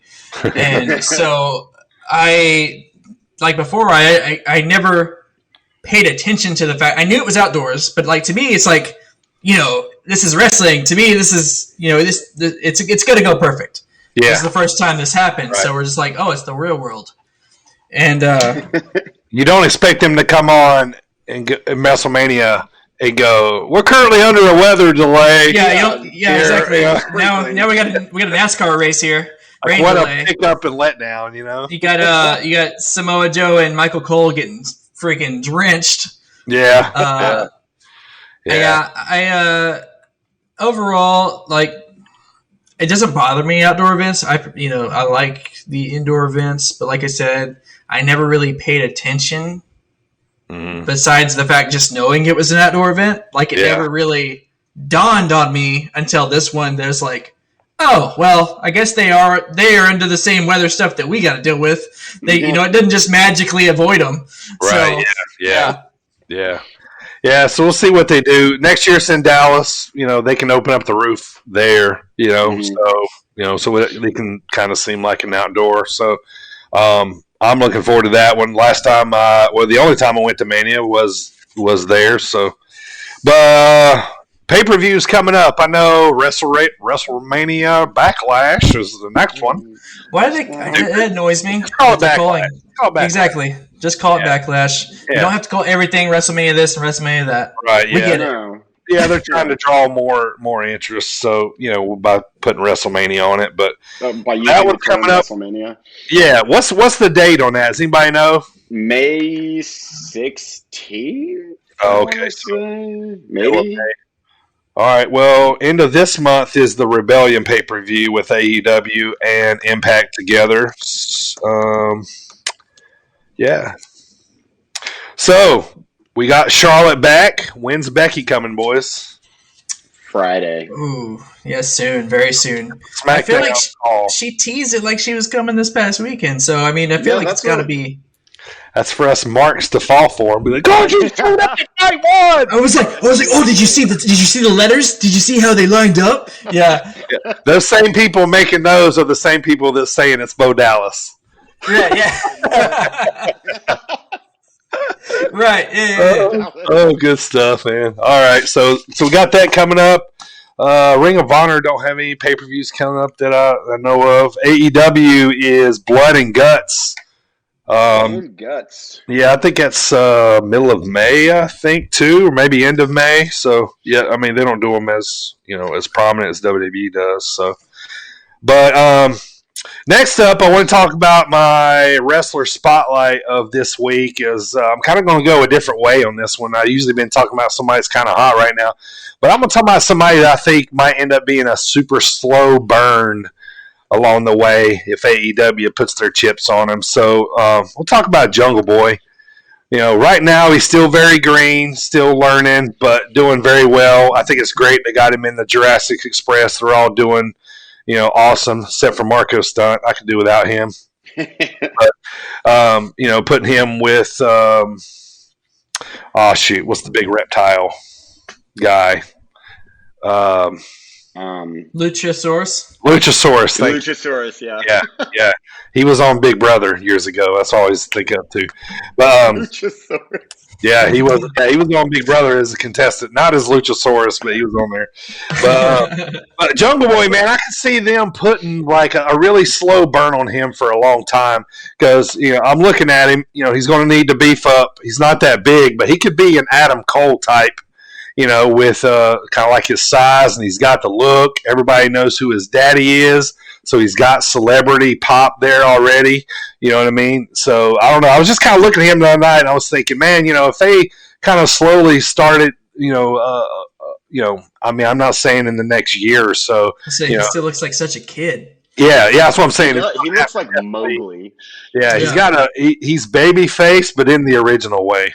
Not like. Not like a white meat baby face, but yeah. So I don't know. It's just a guy that I thought maybe on down the line would, could possibly be a guy to prime up. So let's, on down the road, if it happens, I'll be like, I told you so. But I did not know that Luke Perry was his father. Yeah, they look a lot alike. Wikipedia just told me so. Oh yeah. No clue. Yeah, and I think he died not long after he signed with AEW. So. Mm-hmm. But yeah, so wow. So let's maybe keep an eye on him, man. See what happens. It's kind of one of those guys. I kind of feel like they got tucked back away for later on because the women would love him, the girls already do. If he's good in the ring, the guys will like him. And that's the Cena formula right there. Yeah. So, it is. But, all right, so, guys, I want to talk to you guys about my random wrestling story with Mick Foley. If you guys tuned in last week, I'm not going to be able to do that due to technical issues.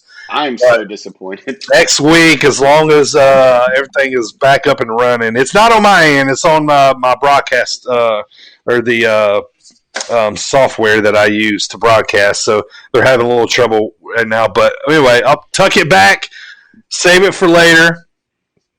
And we'll circle back around to that. So, right now, man, let's thank our sponsors, Rowdy Energy. I'm drinking a little chiseled ice tonight, man. What you guys got? Oh, a little double sour apple action. Yeah, look at that.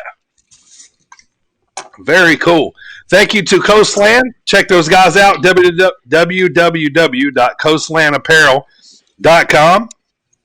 Make sure you guys check those guys out. Use the promo code BirdTV for 15% off. They just dropped a bunch of new stuff, man, so go check that out. Yeah. Got the hat here. Not rocking the shirt today, so I'm just doing the Rowdy shirt today they sent me. Appreciate it, guys. So now, let's get to the fun part of the show. Big drama I've been talking about. So we did. Let me show you here real fast.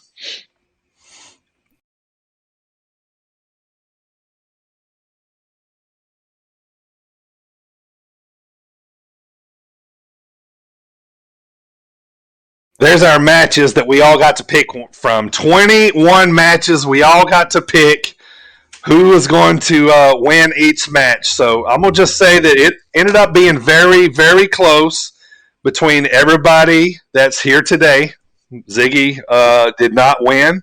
I'll talk about him in just a second. But so I wanted to come up with a trophy, right? For so we're gonna put this trophy up. Whoever wins this thing tonight has to put it up at each Big Four pay-per-view. So next time it had to be is SummerSlam right here. SummerSlam. It'll be the next one. So whoever wins, we'll put that up. We'll do the picks again for SummerSlam. If they retain, they get to keep the trophy. If they lose, they have to ship it to the winner. So that's the deal. Fair enough. All right. So in looking for a trophy, I scoured the land far and wide, I ran up on some things, that I thought would be good, but I thought the first time I see something that reminds me of wrestling, that's what I'm going to choose. So, with that being said, ladies and gentlemen, let me introduce to you the official trophy of Sit Down Marks. Ladies and gentlemen, let me introduce to you. Oh. Ladies and gentlemen, the Kurt Angle. That's awesome. That's cool. It's like a slammy. That is what you covet, boys, right there. The Kurt Angle. That's amazing. Sit Down Marks, pay-per-view champ right there. That's so cool. It's an America trophy. Is that not great or what, right? That is amazing. I love it. All right, so let's talk about who won this deck, I think. So there it is, yep. One of us three are going to bring that thing home. All right, so as you guys know, the last few days, I've texted both of you to make sure your picks matched my picks. I went back to make sure I recorded them all right. Anything I could have done, I did. The only thing I faulted was I meant to send one of you guys my picks. But being an honest guy, I'll show you everything how it went down. So let's talk about this. Here we go. Finishing in fourth place, we just talked about it. Not bringing the trophy home. For whatever reason, when a trophy is involved, Ziggy doesn't come to the plate very well. He's a great booker, man, but so he's going to finish in fourth place with 10 wins. Uh-oh. So he got 10 out of 21, so good run there for Good job, Ziggy. All right, so that leaves us three here. That doesn't give me any hopes. I know, right? All right, here we go. So Ziggy had 10. Coming in third with 12, AJ. Oh, come on! AJ comes in third place. Oh, man. With 12. Third place. Get out of here with your third place. I'm stealing the Kurt Angle. All right, so it comes down to me and Primo. Here's where the big-time drama unfolds, my friend. You got 13 right. I got 13 right. Oh, wow. So, came down to our tiebreaker. Let me talk about your 13 real fast here before we start.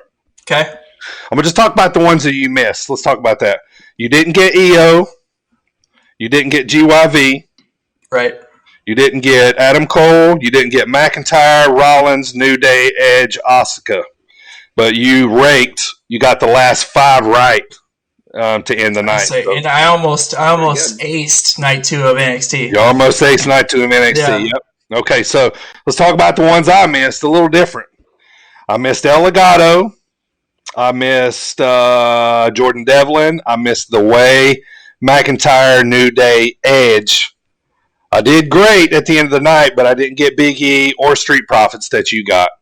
So anyway, so we ended up with 13 apiece. Okay? All right. Okay. The difference in the time between me and you,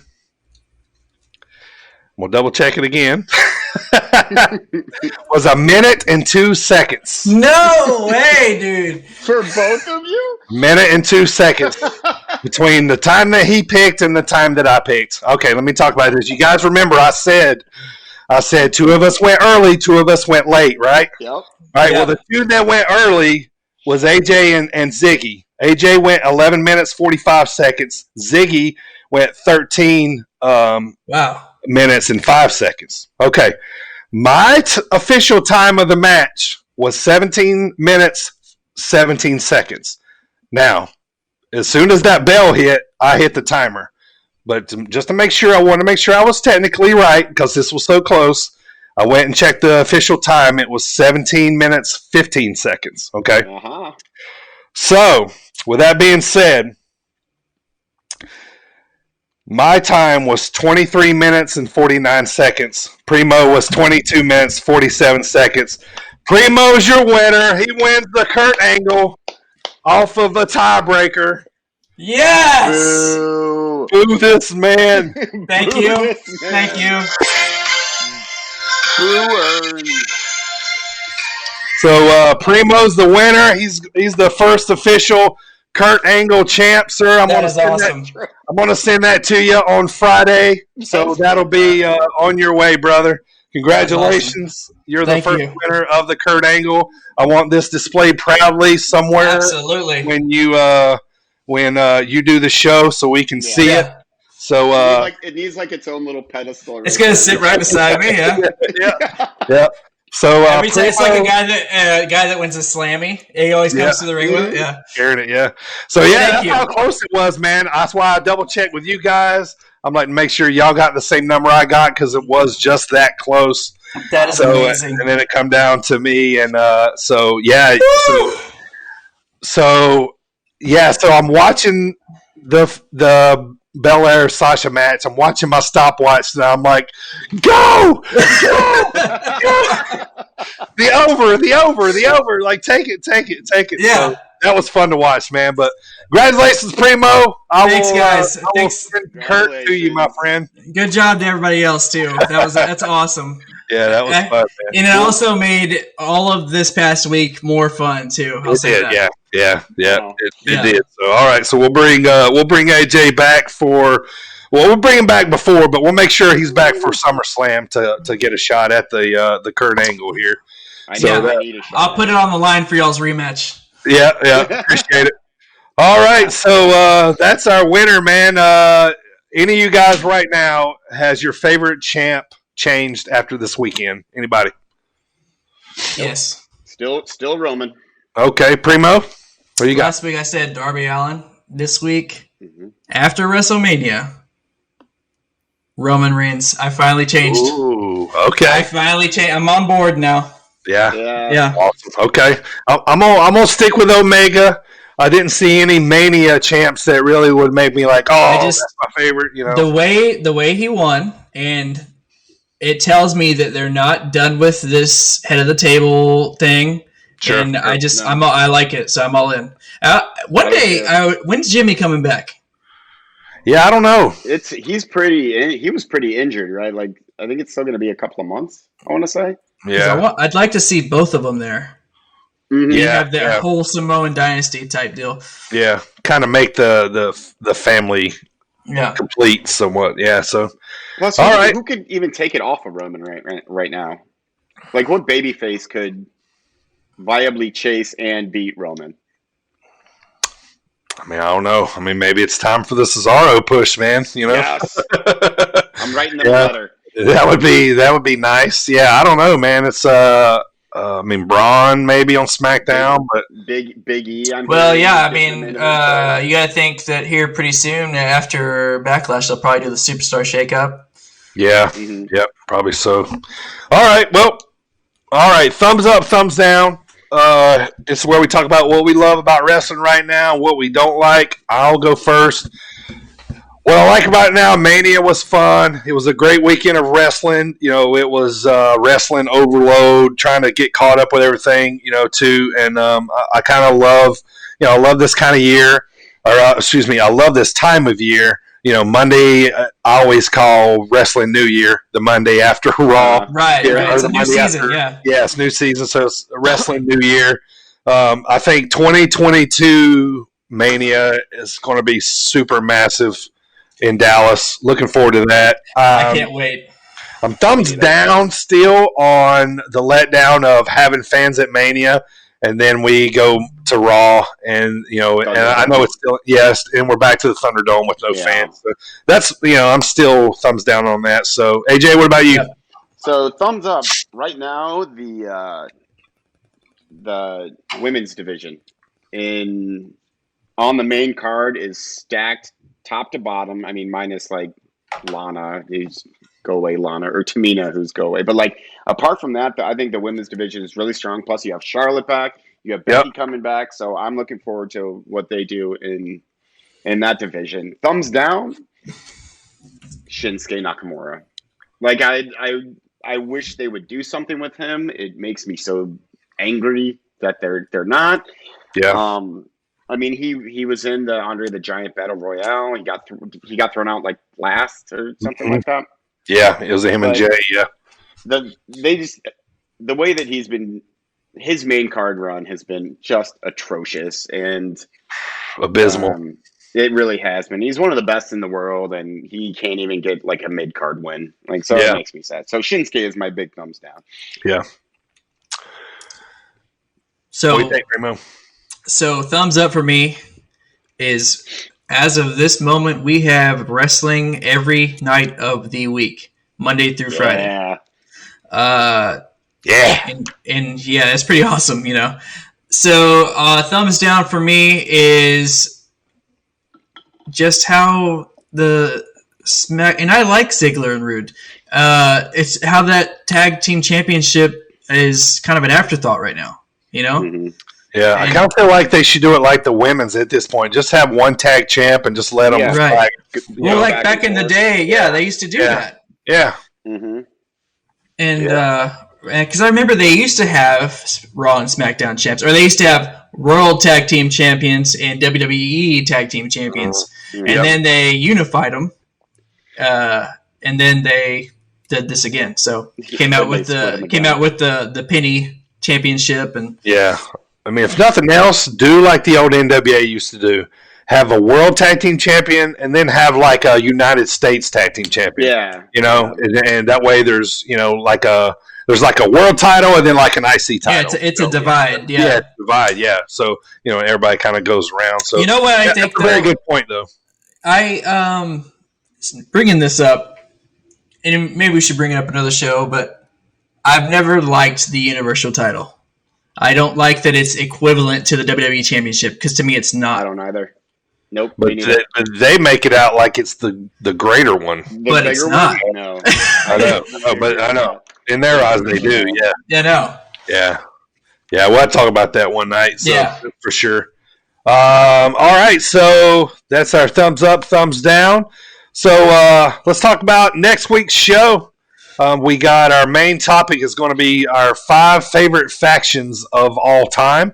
So one of mine and Primo's friends, Tyler, will be joining us. Also, too, I want to talk about, just got this in the mail today, the new PWI magazine. Nice. Check out the EST. EST. Nice little. Nice, I like it. There, ain't it? Yeah. Right out of her braids. Yeah. That's so awesome. just got that today. Shotzi, talk about Gresham.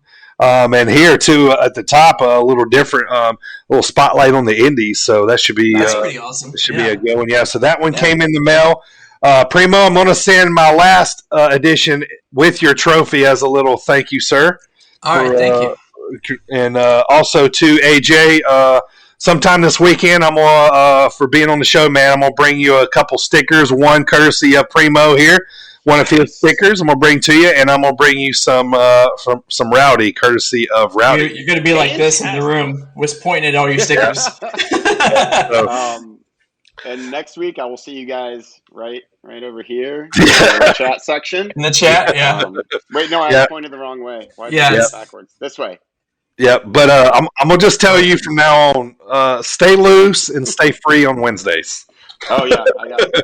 Nothing going on, and next week I will see you guys right over there in the chat. All right, yes, so it was great having you on, man. Yep, yeah, we had a lot of fun with AJ. Very much. Absolutely, man. We're going to have AJ on a lot here with us. We're definitely going to have him on for our pre and post Big Four pay-per-views, and then sporadically, whenever he can. So we'll have him on as much as possible. Love you having you here, AJ. Appreciate it, brother. Thank you. Thank you very much, absolutely. Guys. Absolutely. So let's talk about SummerSlam's your next shot. So let's talk about next week real quick. We're going to talk about the A&E WWE series that starts on Sunday. It's an 8-part biography series. The first one's Stone Cold Steve Austin this weekend, so that'll be fun to watch. We'll talk about that next week. We'll talk about current wrestling, of course. Dark Side of the Ring, I think, is May starting 6th. Up here soon. May 6th. Thank you, Primo. So new season of that coming out, so that'll be fun to watch. So, last of all, man, thank you to the sponsors, Coastland Apparel, for taking care of us. Use the promo code for your hats, your shirts.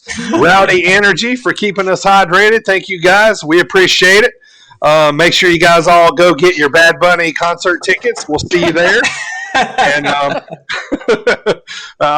pick a city on one of those on the tour schedule they've been showing everybody, and I'll meet all you guys there. So, yeah. All of our sit down Marks fans. Yeah. So, all right, man. So that's it for episode 5. We covered a ton of wrestling today. Thank you guys all for being there. Congratulations again. You. Primo takes the Kurt Angle. Sit down, Mark, pay-per-view champ. Thank you to AJ. Appreciate you guys. Happy wrestling. Happy Mania. We made it through. So looking forward to see what our Wrestling New Year brings to us. So see you guys all next time, man. Thanks a lot. Take care. Bye-bye.